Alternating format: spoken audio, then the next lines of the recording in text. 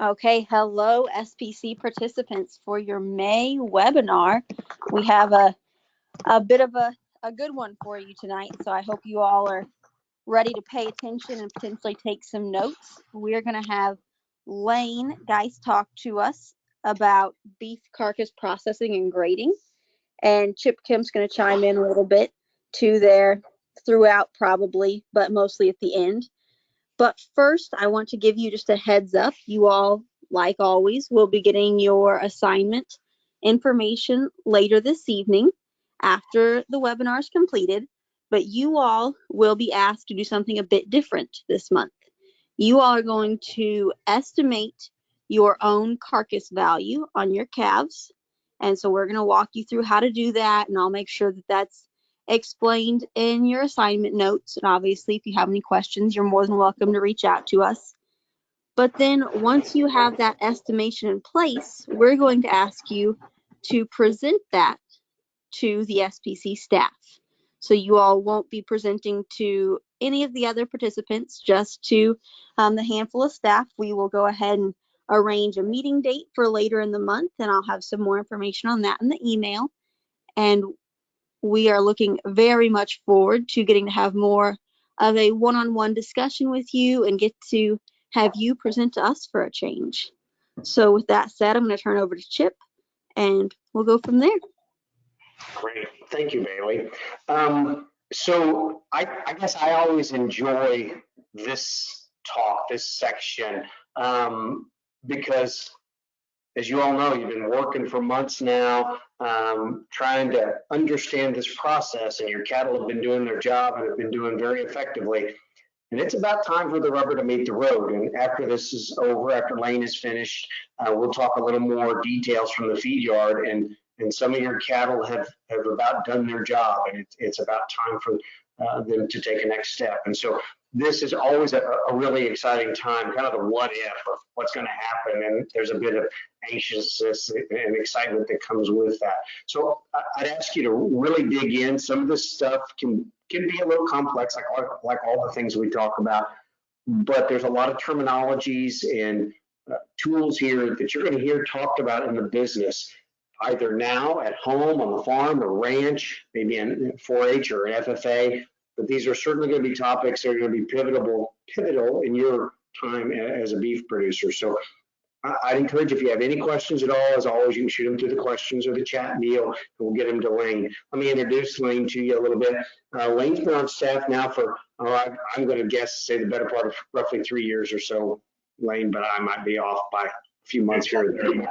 But Lane is the director of non-traditional data. That means he works with the weird stuff, and it's pretty fun.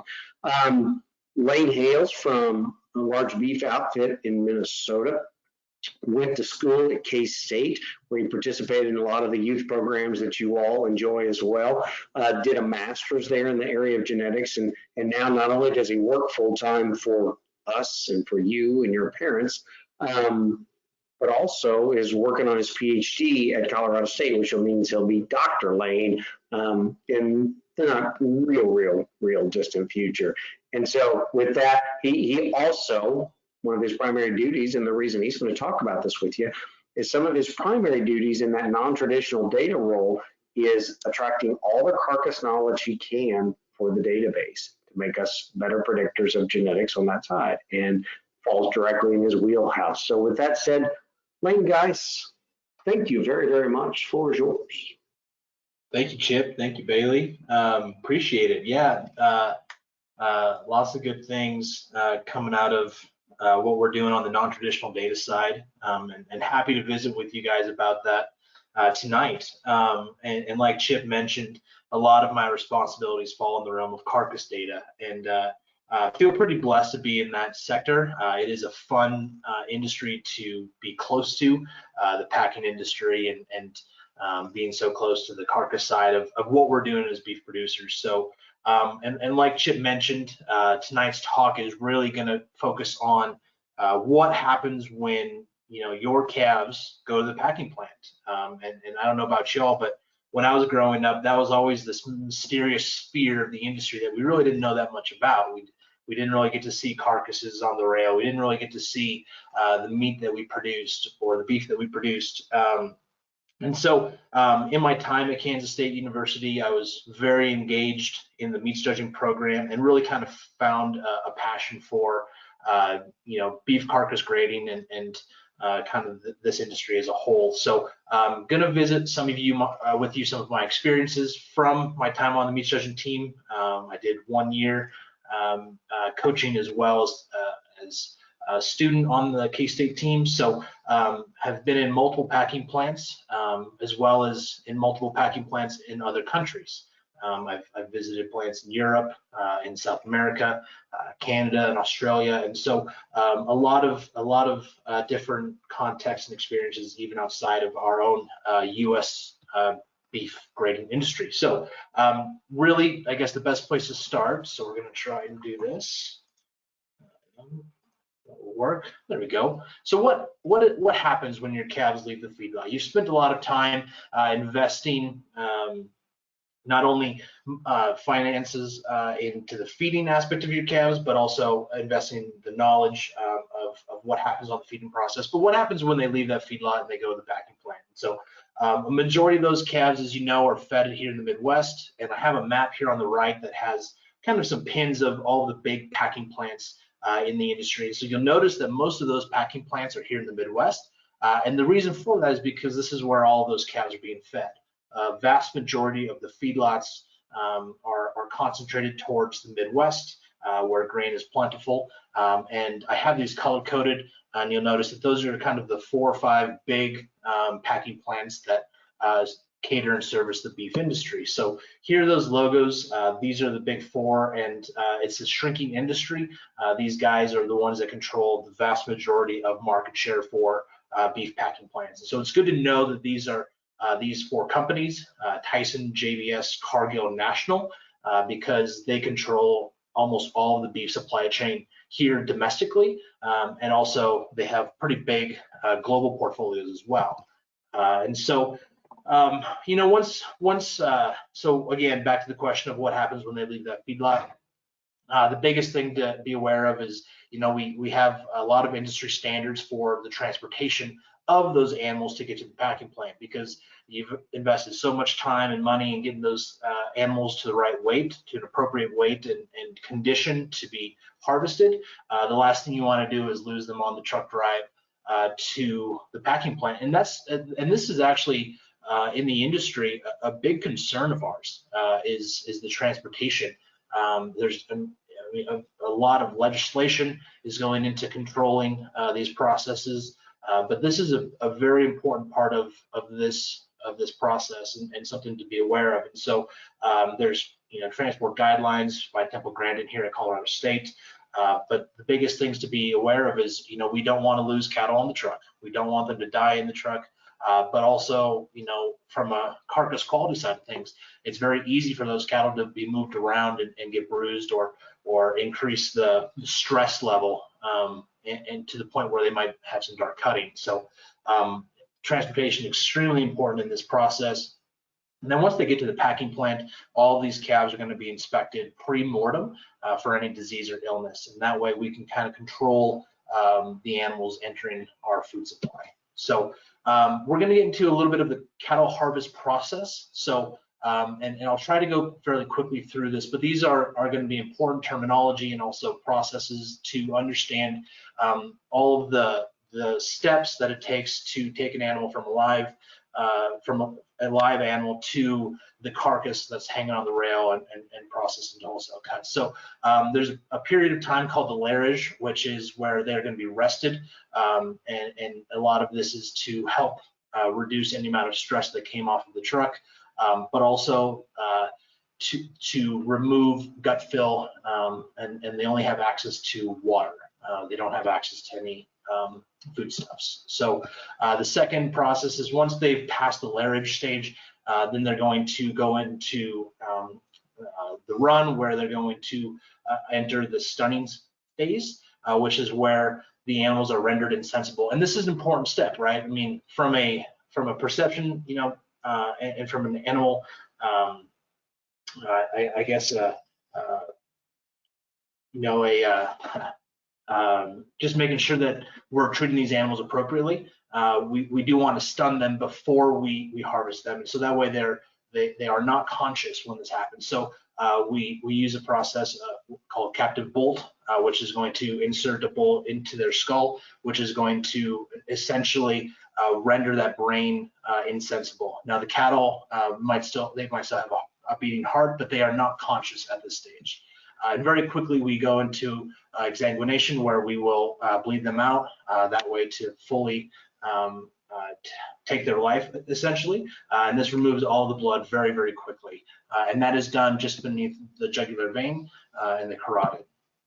And so after that's been done, they hang for a little bit, let the blood drop down into a collection area, and then those carcasses are moved to a skinning area where they will start the process of removing all of those extra, I guess, the hide and hooves and feet and skulls and that kind of stuff from the carcass. So they'll remove the hide and feet using a puller, which is what is pictured here, and then they'll go to evisceration. So we want to remove that hide because that is going to be the #1 contributor towards, I guess the best way to describe it would be bacteria or any sort of animal matter that we don't want to ingest, right? Things that we don't want. So we got to remove that hide very quickly. And then after we've done that, then we can start removing the internal organs and that sort of stuff, which is called evisceration. And then we do another inspection here. So we will inspect the carcass's organs to make sure that there isn't any, parasites or bugs in those animals' carcass. So we'll do that, and all these animals are going to be placed. So they're processed one at a time, and they're going to get their own unique shackle. And so the USDA inspector will be off to the side of this process, and he'll be getting bins of organs where he can process these that are corresponding to the shackle number of the carcass that is hanging going down the line further down. So this is an automated process, and it moves very, very quickly. If you've ever been in a plant, you'll notice that these carcasses are going no matter what. But then if they don't pass this inspection, this food safety inspection, that inspector knows which animal is which because of the corresponding bin number and shackle card each carcass has. So then we have a whole carcass in front of us. It's going down the line, and then there will be an individual on that line who is in charge of splitting that carcass. In order for us to manage these appropriately, we need to reduce the size. So we'll cut them down the spine to have 2 halves of the carcass. And then after that, we'll go into carcass trimming. So there will be another person down the line that is going through and removing all the unwanted. If any hair is left over or any hide got that wasn't pulled, they'll remove that. They'll remove abscesses if there are any. They'll remove SRMs, which is specified risk materials, which would be like the spinal, which would be the spine and that kind of stuff. And then any sort of soil or fecal matter on the carcass. They'll remove all of that prior to those carcass halves going to a steam pasteurization chamber, which is going to steam that carcass in the exterior to 180 degrees Fahrenheit to totally sanitize and kill any bacteria or unwanted stuff on that carcass. And so after these carcasses leave this stage, the steam pasteurization chamber, they're going to be clean on the outside. And they're going to be hot, right? These are hot carcasses at this stage, but they are going to be clean after this. And so we go through, again, another inspection where we'll assess the carcass for safety. And then after this, they will be stamped, inspected, and passed by the U.S. Department of Agriculture, meaning that these were found at this time suitable to go into the chilling chamber. So that's pretty much the process of how an animal goes from the truck into the cooler side of the packing plant.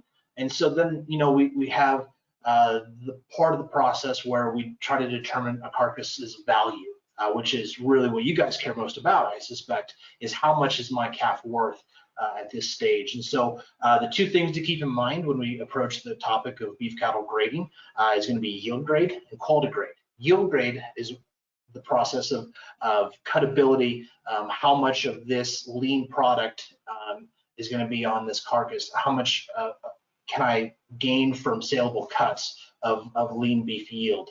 And it takes into account the amount of fat, it takes into account bone size, that kind of stuff. And this is typically objectively measured, and so we use data collected from that carcass to develop its yield grade. Those yield grades will be from 1 to 6, and a 1 would be very, very lean, and a 6 would be extremely fat and wasty almost. So two important things to understand, and the second of which is that quality grade, which is going to be the measurement to understand palatability or flavor, taste of, you know, the fun part of eating beef, right? The marbling, the texture, juiciness, all those things come from quality grade. And this is a grade that is usually subjectively measured, and it requires you know, either a human eye or and I'll get into this a little bit. We've automated some of this, but it usually requires you know, a subjective measurement of marbling, because we know that marbling is correlated with texture and juiciness and flavor and those sorts of things. So quality grade is largely dependent on marbling, but also takes into you know, account an animal's color and age. So we'll start with yield grading. And so Bailey mentioned earlier in this tonight's presentation that you guys will have a homework assignment, right? To essentially develop your own prediction for an animal's value. And so we'll get into that here in just a sec. And a lot of that, and I'll put in front of your eyes the yield grade equation, but some important terminology to understand is going to be dressing percentage, carcass weight, fat thickness, kidney, pelvic, and heart fat, which is, we'll usually call that KPH. Kidney, pelvic, and heart fat, we'll call it KPH, and then ribeye size. And so I'll go into each of those here in just a second, okay? But you'll notice on the picture here to the right that you're going to see two halves of two different carcasses. The one on the left was given a yield grade of 3, and then the one on the right is given a yield grade of 5. And so the reason for that, the difference in grade, is you guys can hopefully see that the carcass on the left has a larger ribeye and less fat just to the left of that ribeye and up along that rib bone, right? So there's less fat and more protein, right? Or more lean meat yield. That's going to be more desirable because there's more saleable product. Like, I'm going to be able to sell more ribeye steaks or more pounds of ribeye steaks off of this carcass versus the one on the right. Now, granted, the one on the right has significantly more marbling, right? And so some of you are thinking, I probably want this one, but we'll get into that here in just a second. So what is dressing percentage? So this is something really, really important to understand the carcass value, and this is something that the packing industry and feeder buyers pay a lot of attention to. In the end, we're selling a carcass that has, you know, we're trying to sell a carcass that has the most value to the packer, and this is what has the most value to the packer's dressing percentage. So things, you know, that are not included on a carcass that a packer doesn't want to pay for is going to be the head or the skulls, feet or hooves, right, legs, things that don't have lean meat protein or lean meat, and it's just things that are essentially waste to them. And other things that could go into, you know, an animal's live weight versus its carcass weight is going to be gut fill, amount of water in the rumen, that kind of stuff. And so that's going to influence dressing percentage. So dressing percentage is carcass weight divided by live weight, and shrunk live weight. So remember, we talked about how those cattle came off the truck and then they had a period of time where they were given an opportunity to shrink. So if I weighed my calves at the feedlot in the zoo, they're going to be transported to Schuyler, Nebraska. We know that they're going to lose weight in that period of time, and then after they get off that truck, they're going to only have access to water. The difference in live weight from when they left the truck in Mizzou and when they arrived in Schuyler is going to be what we call shrink. And so they'll take the live weight, accounting for shrink at the packing plant. And if you're selling cattle on the live weight, that's the weight that you get paid on.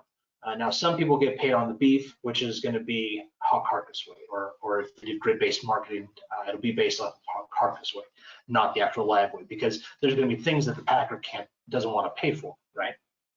So again, very important. If you have questions on that, please reach out afterwards or ask questions.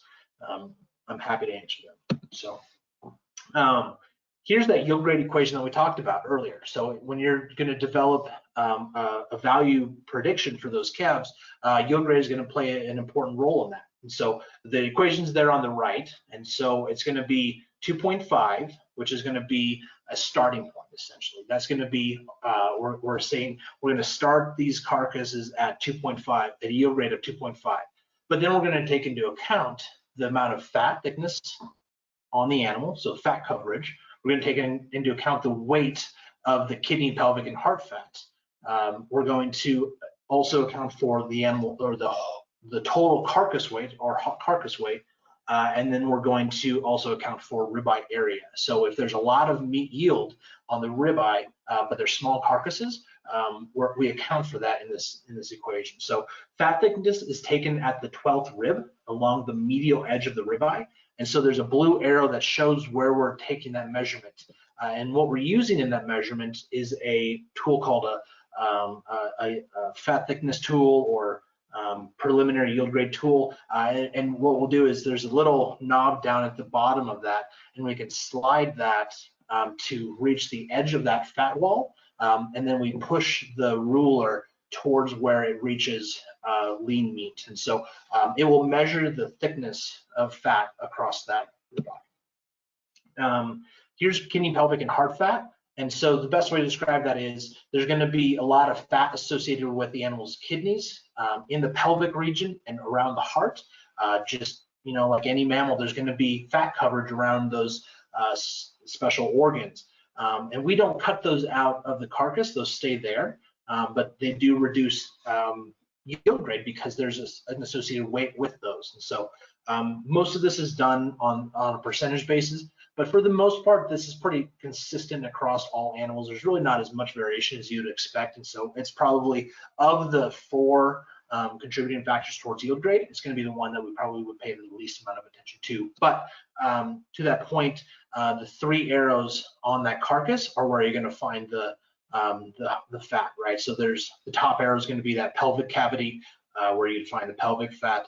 That middle one is where you're going to find the kidney fat. So it's going to be around that skirt portion of the carcass, and then there towards the very, very front, you would find heart fat. Again, not a whole lot of variation, but something that contributes towards this equation. So this is what a kidney knob would look like. So that would be hanging right down as these carcasses are hanging upside down. That kidney knob would be hanging as well. And so the picture on the left has already removed the KPH fat, but again, I wanted you guys to be able to see, or at least visually see, what those fat clusters look like.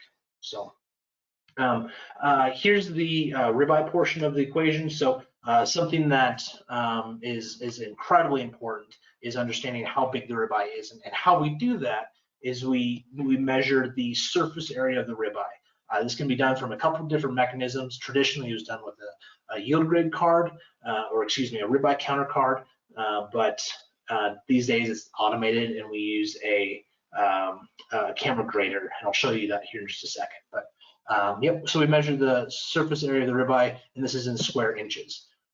This is what that card looks like, and so it'd be like a little laminated piece of paper, or like plexiglass, or whatever it is. It'll have a piece of plastic. It'll have these little dots and boxes around them, which represent 1/10 of a square inch.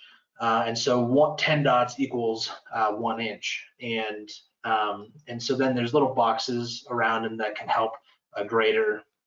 So if the ribeye fills the box where it says 8, that means that ribeye is at least 8 square inches in size. And typically, in most cases, you'll find carcasses that have range from 12 to 18 square inches. 18 would be a fairly large fairly large animal with a fairly big top in them.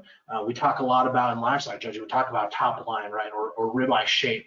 A lot of that will be reflected here. And so really when it comes down to the brass tacks, we can essentially point out or prove whether we're correct in our livestock evaluation or not. So so this is the objective measurement for ribeye area. We use those cards, or at least we would in meats judging or in meat animal eval, or if we got you guys in the plant, that's how we would show you how to measure the surface area of the ribeye. So again, the yield grade, it's important to look at the overall carcass. When I was coaching meats judging, we always said, go through the process, do the math, but then take a look at the carcass itself. If you go through that entire process and you come out with something that's like a 5.5, and the carcass looks like it's a 3, you might have done some bad math. So, you know, try to keep in mind, it all makes biological sense. If there's a lot of fat, there's a decent amount of rib and muscle shape, usually you're going to have a fairly high yielding animal. So keep that in mind.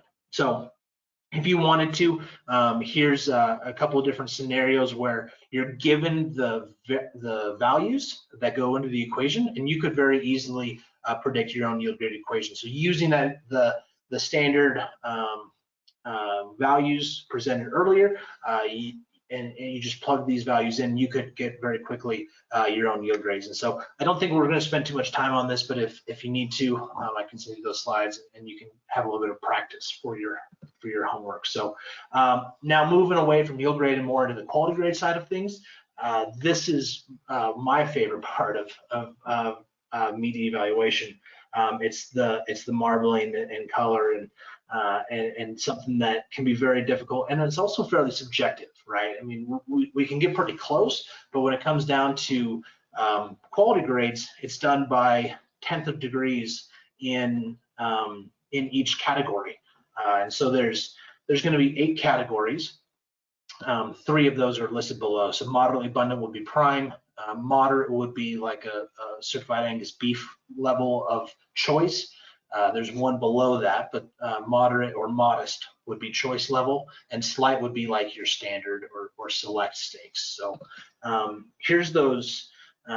There's going to be also 8 color standards, which is largely influenced by age and maturity, but this can also be influenced by an animal's pH. So if you stress those animals out a lot before they're harvested, they might have increased color, because as we chill those carcasses, there's going to be the acidity level in those muscle groups. If they're stressed out, it's going to be a lot harder for that carcass to chill, resulting in not resulting in a harder carcass to chill, but when you do chill them, the color of the meat is going to be really, really dark, and it could lead to tenderness issues as well. So for the most part, cattle are killed in young ages, 15, 18, 20 months of age, and anything really younger than 30 months of age is considered a young animal. And so we don't pay as much attention to color, but if you go into some of these kill cow plants, color is going to be a really, really big thing. And so something to keep in mind. But it does go into our quality grading scale, which I'll show you here in just a second, which is right here. So this is that quality grading scale. So we use our observations of quality grade that we get from the amount of marbling. So quality grade would be the amount of marbling that we measure, the amount of flecks of marbling within that ribeye, measured at the 12th rib. We'll gather that quality grade degree of marbling, so slightly abundant, moderate, modest, small, slight traces, and practically devoid are going to be your quality grades or degrees of marbling. And then we use this this table to assign an animal's USDA quality grade. So if they fall within the young category, which would be A, maturity, if they have moderate marbling, they're going to be high choice. If they have slight marbling, they're going to be select. You'll notice that these do kind of change depending on age group, and so if they get a little bit if they're a little bit older animal, they get into B maturity. They can't qualify for slight; they go straight to standard beef. and choice is harder to get into at beef maturity. Now, the maturities on the right hand of this table are going to be your older cows or old kill bulls, commercial utility and cutter. For the most part, these aren't, this isn't beef that you'll see in the grocery store. This is usually goes to some restaurants. This would be lower value beef, but still, you know, beef that does enter the food supply and is still perfectly safe to consume. So this gets into carcass quality. One thing I wanted to visit with you guys briefly about is kind of the packing plant grading process. It's something that really opened up my eyes as I stepped into some of these domestic beef plants that is really important for me to understand is you have two organizations that are working. I say in tandem. Chip might argue that they might not be working together in some cases, but for the most part, the packing plant, you know, they own the beef, but they also have to work with the USDA to make sure that this beef that they own is safe for the food supply or for the food chain. And so USDA government officials will be in the plant. And these USDA graders, they're the ones that are inspecting the safety of this product, but also are determining the value of the product as well. So they are enforcing the standards for our beef that we consume. So for example, if you didn't have a USDA grader, beef plants would be trying to market, you know, prime beef as often as they could, because that is the most valuable beef. But we know that to have prime beef is a very difficult and quote unquote rare product in the industry, and it's desirable because it tastes better, it has more flavor, it's juicier, it's way more tender compared to other grades. Not to say that those other grades aren't those things, but we know that prime beef has advantages in those categories. And so with that, you have increased value. So it's up to the USDA grader, an independent enforcer of these quality grades. So there's two groups working together here on these carcasses, the USDA grader as well as the plant, because they own the beef. And so what I saw a lot of the time is there's going to be these automatic camera graders, and so these are owned by the plant. So you'll see this guy on the left with the white hat, right? He's got a camera grader, and he's pulling, he's taking a picture of those ribeyes, or the 12th rib, and he's looking at fat thickness, and all of this is automated again. So the plant knows how much marbling is in, or the degree of marbling in these carcasses. They know the fat thickness. They've already been able to calculate a preliminary quality grade as well as a preliminary yield grade. And for the most part, they know how much these carcasses are worth. But then there's also a second component where the USDA grader puts their eyes on the carcass and they give it a stamp of approval, right? So they'll give it a stamp of choice or prime or whatever, depending on the value of that carcass. So something really important, but again, it's going to start in the plant. You're going to have the plant grader is going to be in front, and as those cattle go down the line, they're going to reach the USDA grader, and that's the last step. The packing plant can't change the grade from the USDA grader. They can put it in front of their eyes again, but they can't change that grade. This is what that camera grader looks like. This is something that the plant is going to be able to see. And I love this picture because it shows everything that I've just talked about to you guys. So it's going to have two different carcasses, right? Or maybe even two different sides of the same carcass. But again, small 50 marbling, which would be low choice.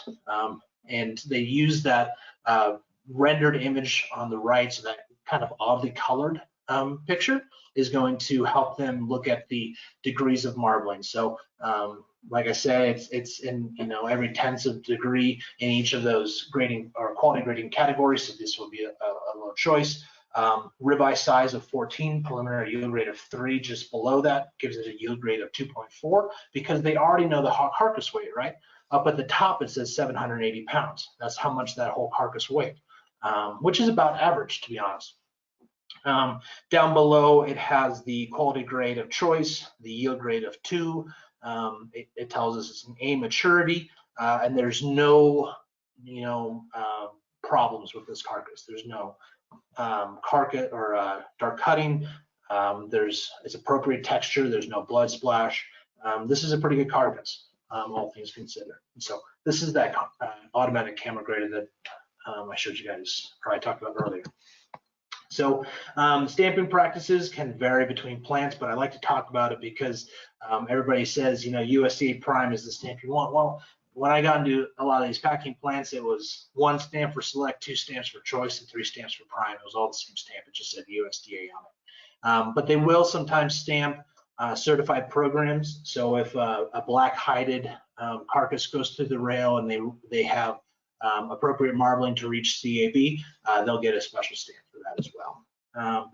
Down the line, once they've been graded, they've been passed, they go into the chiller. They're chilled for 2 days, and then after that, they are broken into wholesale cuts. So that 2 days period of time is really important to establish an appropriate cool down period to get those muscle groups to the right pH level and to a point where they can process these carcasses pretty rapidly and effectively. They're broken into wholesale cuts, which are listed there on the right, and they can always go into further processing after that, cutting into steaks or whatever you guys, whatever is the product of the day. So one thing that was very valuable for me was paying attention to the USDA Weekly Car Lot Report, where they publish weekly reports summarizing beef carcass valuations and prices.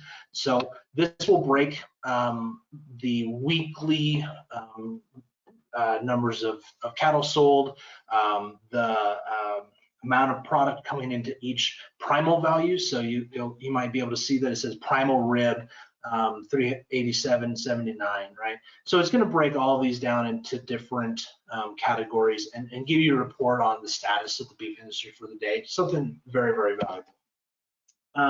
So I'm going to switch gears real quick, and this is an activity that we find very valuable, and it's a large portion of the industry.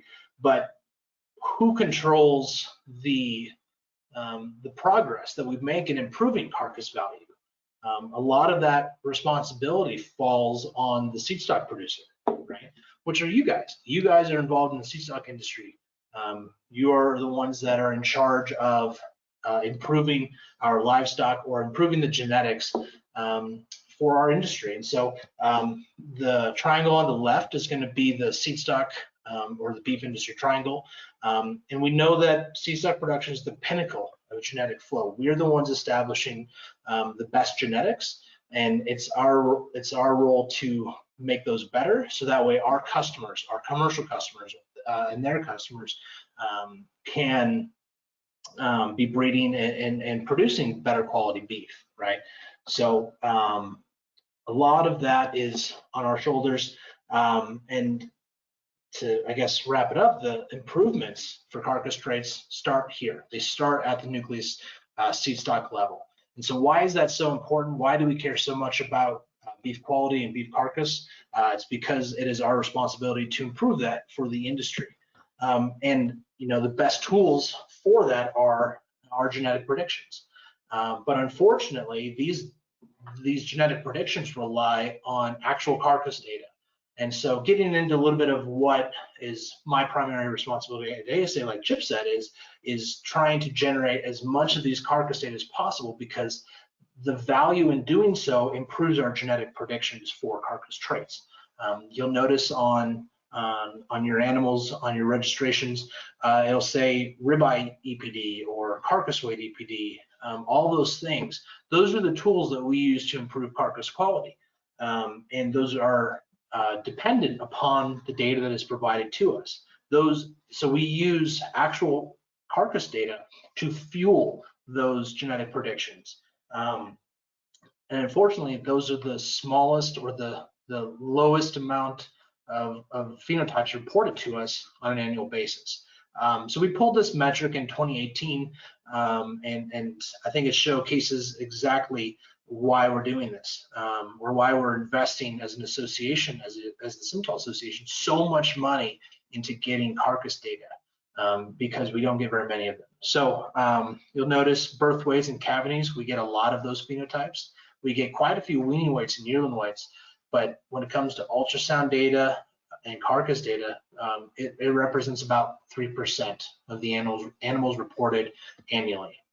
We will end up getting carcass data, which is actually a pretty big number compared to other breed associations. We would be one of the leaders in the industry for getting carcass data into our genetic evaluation. So what are our efforts in getting carcass data? And I promise I'm almost done. I've been talking for far too long, but I've got 2 programs that I work directly with, and then there's also the steer profitability competition. And these are the 3 programs that drive a lot of the carcass data into our genetic evaluation. And I don't need to get into the specifics of a lot of those, but the 3 of those do put forth a lot of carcass data.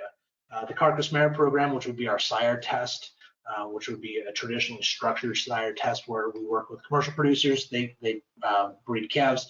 We get about 500 to 800 animals annually. The numbers decreased a little bit in recent years, but we usually get about that 500 to 800 come out of the carcass merit program. The carcass expansion program is a little bit different. We're actually exchanging genomics tests on calves for their carcass data. So we work with a large swath of commercial producers on genotyping those calves, providing them with some answers to questions that they have, and we're getting those carcass data and those genotypes into our genetic evaluation. And then the third one is the steer profitability contest, which you guys are a direct contributors. So be proud. You guys are contributing data to our genetic evaluation that is so rare. And something that we've done in the past is we've named all of the people that are providing data to us. And you guys would make this list because you are a core component of what we're trying to do, and you are directly involved with improving our genetic predictions for carcass traits. So this was an article that the group put out. This has been a while now, Chip. I think we published this in 2018, maybe 2019. Maybe we should do it again. But anyways, yeah, great for you guys to be involved with this. And I guess I'm going to finish with this last slide where we talk about the amount of carcass data that's reported to us annually. And you'll notice that it's increasing because of this board and our membership. And the commercial industry helping us out, we are very rapidly increasing the number of carcass records that are contributing to our genetic evaluation. So not to kind of dilute the topic of what happens to your cows after they leave the feedlot, but I think the genetic, at least understanding the genetic value and what you're contributing to the evaluation is really important as well. So with that, I'll be quiet. Chip or whoever, if anybody has comments, please let me know. Or questions, I'm happy to answer them. Okay. Well, as folks think about questions they might have, I'm going to ask Jackie, maybe for the time being, to go ahead and swap me over to the presenter, if she would. And I want to dovetail off of a couple things that Ty mentioned, thinking about other folks that I'm going to talk about in a second, that Lane mentioned. And so, first of all, just want to follow up on Lane's comment there at the very end. You all sincerely are going to be amongst some of the very few beef producers in the country that get carcass data back. Lots of people make carcasses, they just never in a position to get the feedback loop. And so if you look at that article that Lane showed there, or when we update that and do another version, your names will show up as folks who are really moving the business forward. And you might have saw that, traditionally we're generating over 50 carcasses for each SPC trial. Even this year, even though this particular group has a slightly smaller number, we have some research calves that have specifically been tied to it. You've heard us talk about those, and those calves we wouldn't get to be involved if it wasn't for the SPC. And so you all are still responsible for another 50 head of calves, give or take, beyond, you know, your calves that you own yourself. So kudos on that. I want to cover a couple things. And so a few of these things will be a little bit random, but I just want to get these things in your hands, and I'll make sure that when Bailey reaches out to you, she has these resources. First on the screen is a visual that breaks down those categories that Lane talked about earlier, because when you, for the most part, are thinking about the quality grade of your calves, I'm going to try to make this easy on you relative to your assignment, because the reality is all your calves are young and there are no heifers, which can sometimes complicate things. So it's almost a certainty that all of your calves will receive the younger category. So you don't have to think about bone or age or some of the lean colors so much, barring some other problems that we won't talk about on this call. So more or less, you just get to focus in on the visuals that you see in front of you here, and you get to decide, okay, where do I think my calf might land? We recognize that most of you probably haven't spent a lot of time studying steaks, but you could. Many of you, if you haven't seen carcasses, could probably go to a grocery store, could look at some of these things. Some of you might even live close enough to some urban areas where you can see a wide variety. But these are important because these visuals on the screen, and Lane showed you some of them, are the base level, the bare minimum amount of marbling, those little white flecks of fat that you see inside that ribeye. Those are the base level to reach those categories. And so I want to give you some perspective, because you're going to be asked to make some guesstimates a little later when Bailey explains her assignment. I will tell you, we've had a handful of select cattle that have went through the SPC. We will probably have a handful of selects this time. That's to be expected, but we won't get very many. At the same time, we've had a couple primes that go through. The reality is, it's unlikely we'll get very many. The reality is, the overwhelming majority of our cattle are going to fall somewhere in the choice grade. And you might say, well, good, then I'll just say that they're choice.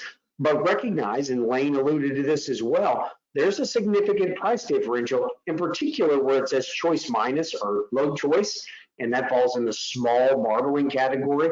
That picture you see there, that is the absolute minimum level of marbling you can have in a ribeye and still grade choice. And when we're looking, typically what that means is roughly a $20 give or take differential per 100, $20 per 100 of that carcass, if it goes from that select picture to that choice picture. That's a big deal. It's a really big deal.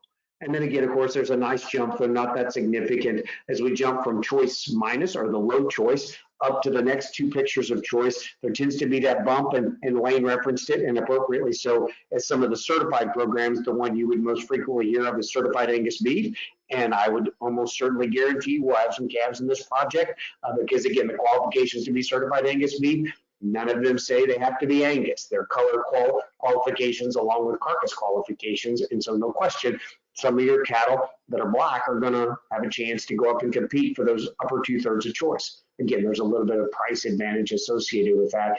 And so I just wanted to give this visual to you so you can ponder it. This visual, I'm just going to share this whole link with Bailey, and she'll share it with you.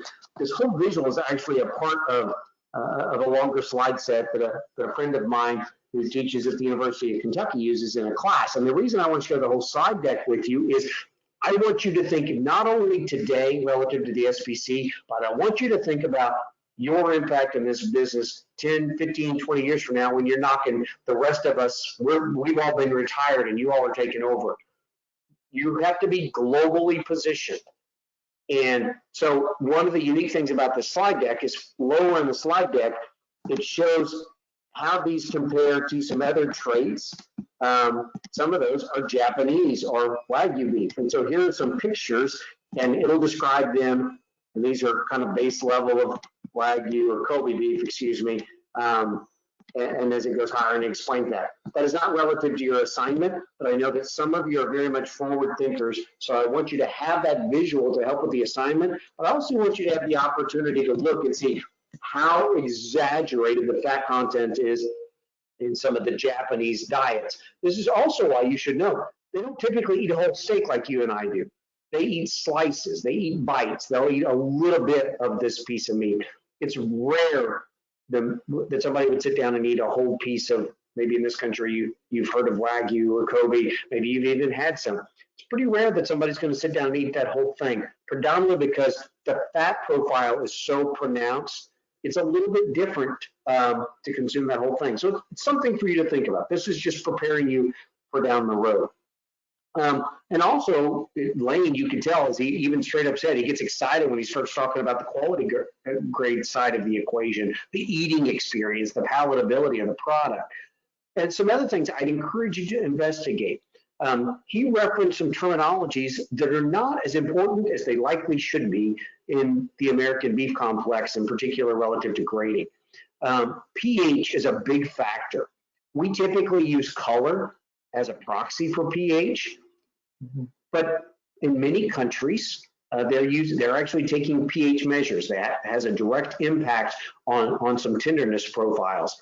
As a case in point, even in this country, in the swine industry, pH is a huge portion of how you determine quality in that space. So if this kind of stuff gets you jazzed up, as clearly it does Lane, and appropriately so, I'd encourage you to seek out some of those things and learn a little bit more about them.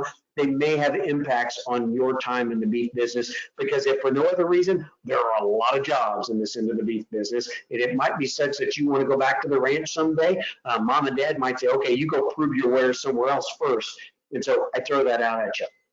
Now, Lane also talked about yield grade. So you have two sides of the same coin. One is how much meat is there, that's yield grade. The other side is how good does that meat eat, that's quality grade. So the other side that he mentioned was yield grade. And so I'm going to also send another thing out that references a report from another friend who teaches at a different university, who has been championing for a while that we need to update our yield grading system in this country. It's probably a little antiquated relative to how you all have bred your cattle up. You and your families have made a completely different creature than when these yield grades were set in place, even before I was born by some number of years, actually. So I'm going to send this to you because it's, read it or don't. It's completely up to you. Bailey's not going to ask anything about it, but I do know that some of you are very enthusiastic about some of these genres.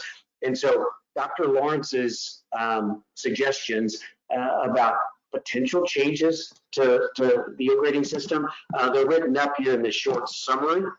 Very short, literally, it's like a page and a half, maybe 2.5 pages. But then his slide deck, if you want to look at it, I'd encourage you to do it. Maybe mom and dad could do it with you, or maybe an FFA advisor if you have that interest. So all that stuff will be shared with you. Now, a few other wrap-up pieces before I be quiet for Bailey.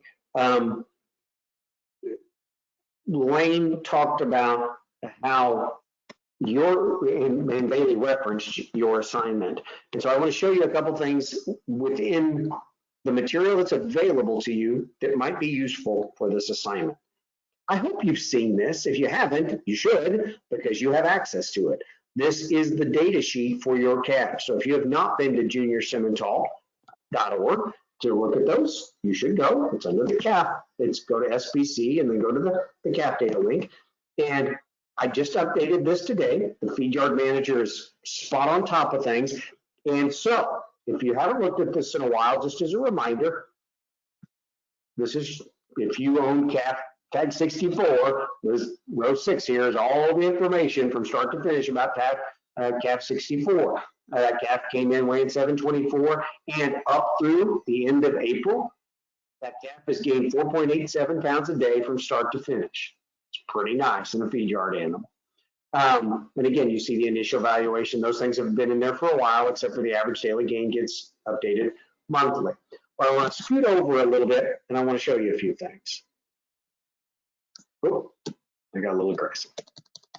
That'll be information that's filled in here in the coming days.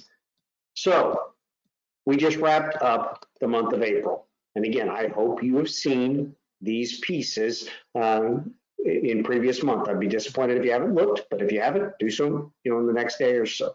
This talks to us about what these calves are doing, again, what they weighed as of just a few days ago, how much they were eating on a daily basis. In this case, that calf 64 I referenced is eating about 35 pounds a day, gaining almost 4. So you can see those pieces. You can see how much that particular calf is costing in feed cost, and in terms of miscellaneous, again, that's usually the sawdust bedding. There was not a single calf treated for anything in April, so kudos to the calves. Our yardage, and again, total expenses. So as of today, now this does not count any May expenses, and clearly there are some.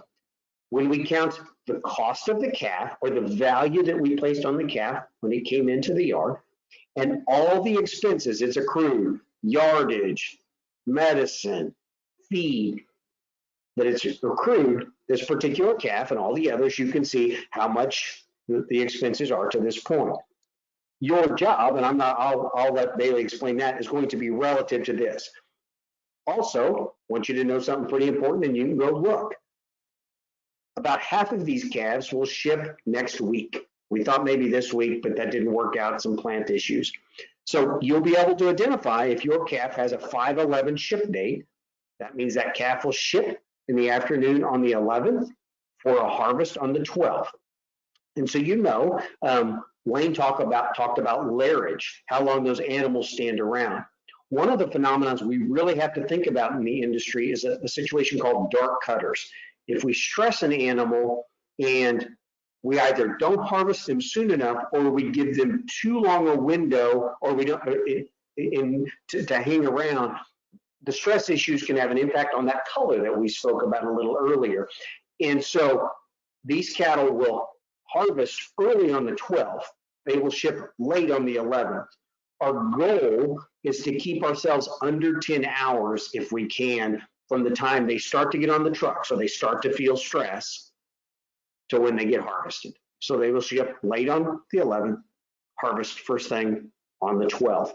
We should get information back on those cattle some number of days later. We will provide you some pieces of that information, but not all until the other cattle are harvested as well. Some of that will be held back so that you have to wait for some of the knowledge like some of the other folks do. So with that said, Bailey, when we come back to talking about how to calculate this, I'll come back on, but I'm going to let you explain to them their assignment a little bit, and I'll jump back in. Okay, that sounds good. Thank you, Chip. And thank you, Lane. So to give you a little bit more in-depth sense, and again, you will get this all in your email like normal, and hopefully that'll be to you this evening, but as we compile all the slides and stuff, it may actually end up being tomorrow morning. Either way, it'll be fairly soon. So as we briefly talked earlier, and as you've gathered by now, you are going to be doing these calculations, and we recognize that you have no way of knowing all of the specifics that obviously they'll know when those calves are in the plant. But we want you to make some educated guesses and estimate through a couple different calculations and some of the knowledge that you know, and through some of this data that you're seeing on the screen right now. And there will be a very specific requirement sheet like you all are used to that asks you, which calculations you need to do, what numbers we expect to see. And again, Chip can walk through a little bit more of that here in just a minute with you.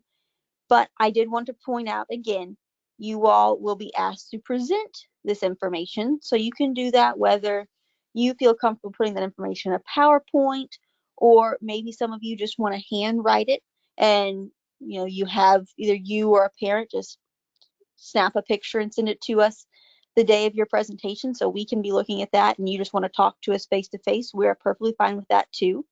Again, the requirements will be on this sheet, so you can get into those specifics more on there. But you all will each have a 15-minute window that you will get to talk to us, to present your estimation. We might ask you a handful of questions and poke and prod just a bit, and that'll also give you a chance to ask us any questions or offer any advice that we certainly would be happy to have on your thoughts over the SPC program so far, as this is, as you all are realizing, going to be one of the last few times we're going to get to talk much this year. So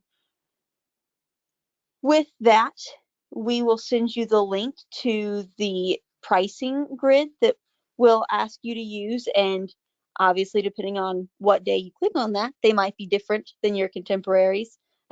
We understand that. We recognize that. And we'll keep an eye on those too. But we'll go ahead and provide that link. You don't have to try and dig for that or make sure you get the right one, so on and so forth. And then there'll also be a handful of notes. Make sure that juniors versus intermediates versus seniors, you're reading through. There'll be a handful of different requirements, not too much, but a couple things that we ask some of you older participants to do a touch more on. So make sure you're watching out for that. And other than that, that's kind of the overview stuff. Chip, do you want to walk through some more of the calculations on how we get to those estimated final weights and hot carcass weights and et cetera? Sure, absolutely. And then one final thing before I do that, we will likely have one more informal SBC call. This call will not be structured in the same way that we've had the other ones. It'll probably be a very low-key effort to just describe to you the basic carcass data that's came across and some of that. We can't schedule that at this point because some of that depends upon when the second group of cattle get harvested. We suspicion when that's going to be, but we got to be able to have the data back to be useful for you. So, but we will likely do that. Don't be surprised. So there will not be a formal June meeting per se at this point in time, but we will get a meeting scheduled to go through that finalized data for you. So with that said, Bailey's going to have a USDA sheet similar to the one that Lane referenced, but his is more of a primal value piece. This is going to be more how you value a carcass. And valuing a carcass is reasonably straightforward, barring any sort of major unusual sort of discounts that shouldn't be an issue here. You really have three things you got to know. How much is the carcass going to weigh? What was the quality grade? What was the yield grade? So again, you need more or less three basic things. How much did the animal, or how much did the carcass, excuse me, weigh? What's the yield grade? What's the quality grade? So first, how are you going to get at how much a carcass weighs of an animal that's not even harvested as of yet? Well, we can make some pretty educated stabs, I would like to wager. So for example, if we come back here and we see that as of April 30th, which interestingly enough was not very many days ago, if your animal, in this, I'm looking at calf 63. So whoever owns calf 63, if you're on, this is it. So that calf weighs 1254 and a half. So we're going to be lazy and call 1254. And we're also seeing that that calf's gaining for April, gained 4.3 pounds a day. That's doing pretty good at this stage in the game. And so one could make a pretty good estimate that if that calf was scheduled to harvest on 5/11, which, go back over here, clearly it's not, because that calf can grow some more. That calf's got some latitude. We would estimate very simply 11 days of average daily gain at 4.3 pounds, 4.33 pounds. We add that weight to our hot carcass, or excuse me, our live weight right here. So if we said we had 4.33 pounds times 11, that would be an additional 47.6 pounds, okay? And so if we added 47.6 pounds to our 1254, I'm gonna call it 0.5, then it would be a reasonable expectation if our calf was being harvested on the 5/11 that that calf would weigh somewhere in the ballpark of 1302, give or take. Now, how do I get a hot carcass weight? Because that's what Lane told me I got to have to do this. Lane, he's always got expectations. So what are we going to do? Well, Lane told us this animal is going to shrink. These calves are going to travel quite a ways in a number of hours on a truck from Columbia, Missouri to Schuyler, Nebraska. Tradition tells us, and every year is a little bit different, but tradition tells us we're going to get about a 3% shrink, give or take. So in my example here, this calf that I'm speculating would weigh 1,302 pounds on 5'11". By the time he gets to the plant with a 3% shrink, I'm going to guess it weighing somewhere around 1263, 1260, 1265, whatever kind of rounding you would think. Now, Lane talked to you about dressing percent. Now, dressing percent varies, but he told you that's how a packer makes money. They like to talk in terms of a couple things, dressing percent and retail yield. Retail yield's a conversation for another day, but it's related. And so how much of that carcass is going to be hanging out? Well, typically in a beef animal, these creatures are going to dress somewhere between 62 to 65%. So essentially 62 to 65% of the animal is going to still be hanging when it's harvested. Now that varies a little bit with how much strength there was and all those other things. But let's just say for the sake of my example, I thought my calf was going to dress at 64.5%. I think he's going to dress out pretty good. Usually what makes an animal dress out pretty good? Lots of muscle, a lot of fat. Those two things. And so I think my animal's going to dress out pretty good, and I'm guessing 64.5%. So I've got to do some math here on my handy dandy calculator. So I'm looking at a carcass, a hot carcass weight, that was the terminology that I used for you, at 814.6 some odd pounds. So all of a sudden, I just got an approximation for my pounds. My carcass in this hypothetical, which isn't going to be what it is because this calf's going to go longer, is around 814 pounds. That's step one. Step two, yield grade. I would encourage you to look at some of the information. Go back and revisit the stuff that Lane, that both Dr. Lawrence has in the piece that he's going to send to you. Lane's stuff is going to be sent out in this email. You'll, of course, get this talk posted in the next day or so as well. And you decide, based on what you know about your own cattle back home, maybe consult mom or dad, and also recognize that very seldom do calves get to yield grade 1 in this project. It has happened, but rarely. And it's not usually the most advantageous thing. We've never had a calf get to a yield grade 5 on the negative side. We have had a handful get to a yield grade 4. So the most likely scenario is your calf is somewhere between a yield grade 2 and 3. But you get to make that estimate. And then you're going to look at quality grade. Like I told you, we'll get a prime or two. We'll get a select or two. But most are going to be somewhere in that choice grade. Then you're going to use this grid that Bailey put up there for you. Boom, you're going to take an 814-pound calf and just do the math based on that grid. It's pretty straightforward if you don't stress that part through. Now, the last thing, and I'll have Bailey remind you in your assignment, those calves that are not a 5'11 ship, we're going to assume for the sake of this assignment, because we need to be able to make an assumption, we're going to assume they are harvesting on 5:30. 5:30 is our assumed harvest date for any of the calves that don't have the harvest date of the 5:12, the 5'11 ship 5:12 harvest. So 5:30 is our assumed harvest date. So that's how you'll do the calculation. When you see the grid, it's going to be pretty straightforward. If you have questions, as always, you can reach out. But we're excited about this because then you can turn right back around, and in the same way that you just calculated weight, you could also estimate your expenses based on what you have tracked over the last coming months.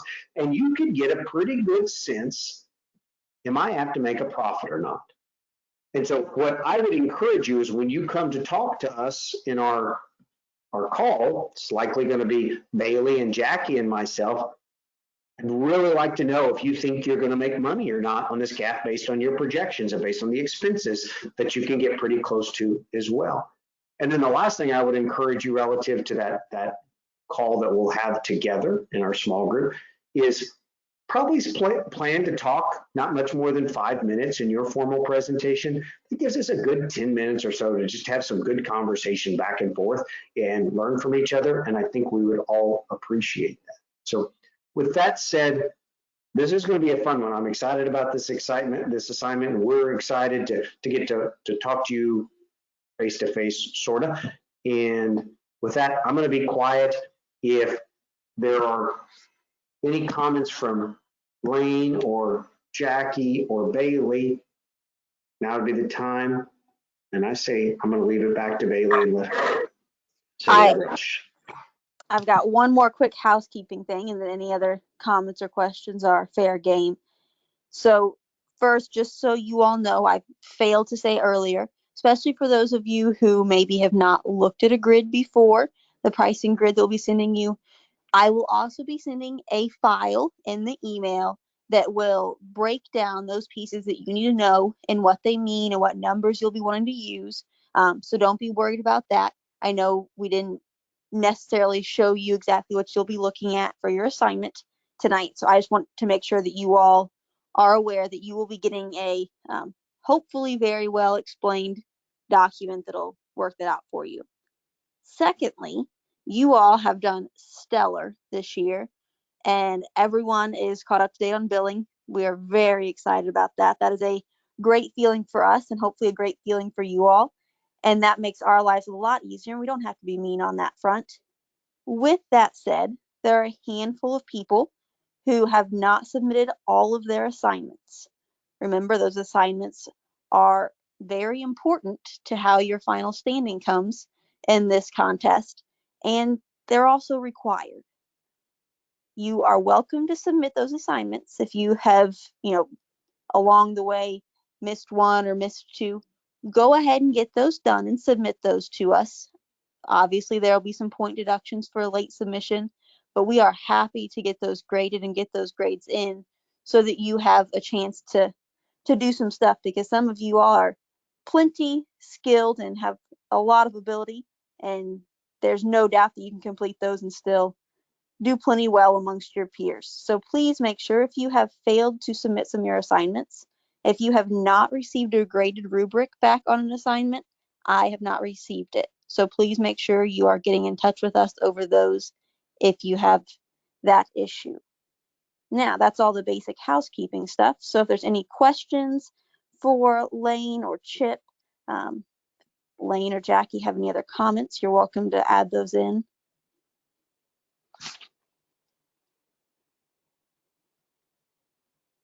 I might just add a little bit. One of the things that, and I'm sure these slides will be sent out to y'all in either tonight or tomorrow, but when you guys go to the grocery store, or when you go to wherever you buy your beef, or even if it's in the right, pull one out, take a look at the marbling and look at the grade, and just kind of like ponder, the amount of marbling that goes into a grade. I think that's going to be really important. I don't think I stressed that enough in the talk. Like Chip, showed earlier, the Japanese Wagyu beef. Marbling is incredibly important to our perception of beef, and it is what makes beef such a high valued, high demand, upper class style of protein. And so when I was coaching the meats team, we would always spend a day just going to Walmart or like a Safeway or a Hy-Vee or whatever, just going through the meat counter and looking at the different quality of beef, both sliced in the cooler, or also in whole cuts in the case. And so something that you guys can do, whenever you want, is just kind of go through and look through those different quality grades. So yeah, I think it was something that I always enjoyed. So if you have questions, please reach out. Well, and I think to Lane's comment there, not only are there some of us, maybe slightly odd people in the world that do enjoy doing that, but I also know that some people on this call will relate. And for those of you who get stuck in the grocery store with your mom or your dad, and they're taking way too long, it can be kind of fun to go check out the meat counter and judge those things. We won't think any less of you. We might, but we won't, because we're all just the same sort of freak, so we won't actually. My wife loses me to the meat counter at almost every grocery store we go to. Lane, I do have one question for you. Ms. Audrey has the one question, and we'll answer this one, and then we're going to call it a night for everybody. And Ms. Audrey's question, Lane, is this: how would you encourage us to use the carcass data we get back to help improve our own cow herds? That is a great question. And you know, there's going to be a couple different approaches to that question, but first, you know, when it comes to animal improvement or when it comes to genetic improvement of our herds, the best metric for that are going to be the genetic predictions that are sourced from the carcass data, right? So you're contributing knowledge to our genetic evaluation to improve the predictions, those EPDs, of your seed stock animals. And so improvement is going to be best accomplished through those tools, EPDs, so carcass weight EPD or the TI index, right, if that's important. Now, that doesn't mean to say that the raw data that comes out of this program or this project isn't valuable as well. I know a lot of folks that use it for marketing or, you know, whatever purposes, but it does provide you insight as to how did that individual animal perform in the feedlot.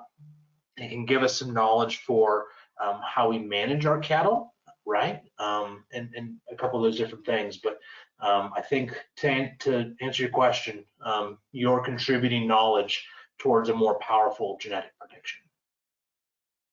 So, great question, though.